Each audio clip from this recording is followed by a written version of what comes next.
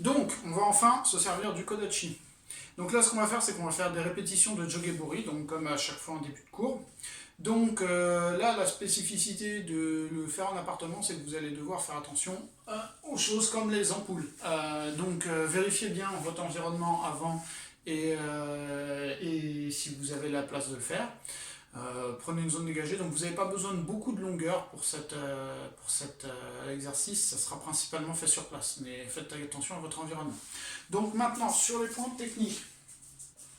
Donc, même chose que sur les exercices précédents, on va partir sur une position de garde, donc fessiers contractés légèrement sur l'avant, mes abdos sont en tension, la jambe est très légèrement fléchie, le talon est décollé, et l'axe des pieds est respecté. Donc le pied avant est vers l'avant, et le pied arrière est légèrement ouvert, donc entre 30 et 45 degrés. Voilà, donc après on part sur une position de garde, donc on n'oublie pas la main ici. Donc le Kodachi est à peu près devant la hanche, à peu près 2 points et demi de votre hanche qui menace la gorge d'un adversaire imaginaire de la même taille que vous, entre la gorge et les yeux, en fait, la menace à peu près. Donc ce qu'on va faire sur une inspiration, on va armer en grand. Donc là je rappelle, on va chercher comme si on allait gratter l'intérieur d'une bulle invisible. Donc vous voyez les gars, moi je suis un peu juste au niveau du plafond, donc j'étais obligé de faire un peu plus court. Donc on vient en arrière, on vient le plus loin possible jusqu'à, si possible, toucher le dos, même si c'est pas obligatoire. Hein. Si votre amplitude c'est ça, ça reste ça. Le point important, c'est de garder au moins ces 2-3 doigts fermés sur la garde. Vous ne devez jamais ouvrir la main. Ça, quelle que soit la situation, on n'ouvre pas la main. Donc là, j'ouvre. Donc, je vais faire un mouvement. Hop. Je coupe sur un pas le plus bas possible. Je viens ouvrir mon poignet sans casser.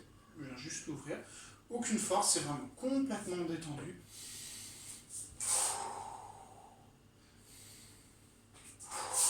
Alors, si vous n'avez pas la place avec le plafond, au minimum,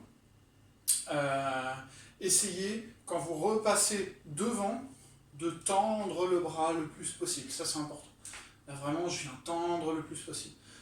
Sur l'arme, je viens toucher et après, j'envoie le bras le plus possible. Bon, si le plafond est trop juste. Si vous êtes un peu plus petit que moi, ça devrait passer. Donc, ce que je veux, c'est une dizaine de répétitions en alternant. Un coup en avant, un coup je recule. On expire bien sur la coupe, complètement. C'est-à-dire à la fin, je dois avoir les abdos qui sont bien contractés et les poumons complètement vides. Ensuite, je respire.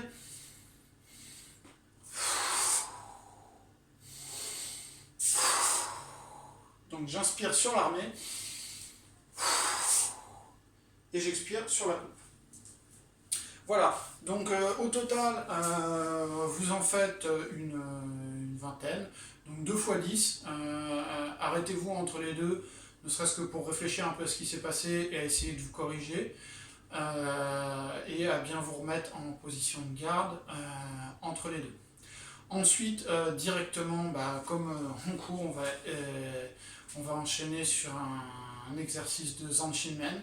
Donc ce coup-ci c'est à peu près la même chose, sauf que ce coup-ci on va faire un vrai armé et une vraie coupe en même.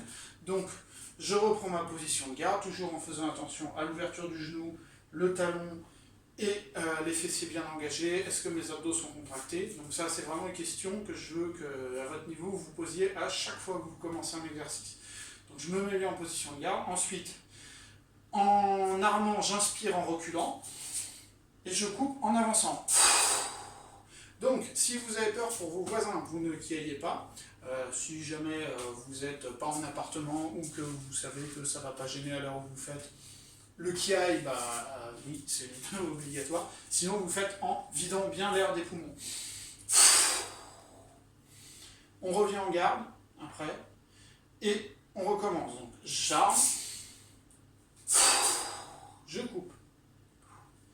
Pour le moment, dissociez bien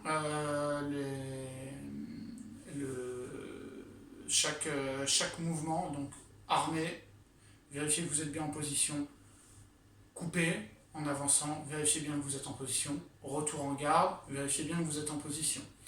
Donc là, un petit peu plus, vous m'en faites une trentaine de répétitions, et comme pour jogger bourré, vous me le faites par bloc de 10, en vous arrêtant une trentaine de secondes entre chaque pour vous demander qu'est-ce que vous pouvez améliorer et qu'est-ce qui n'allait pas. Voilà.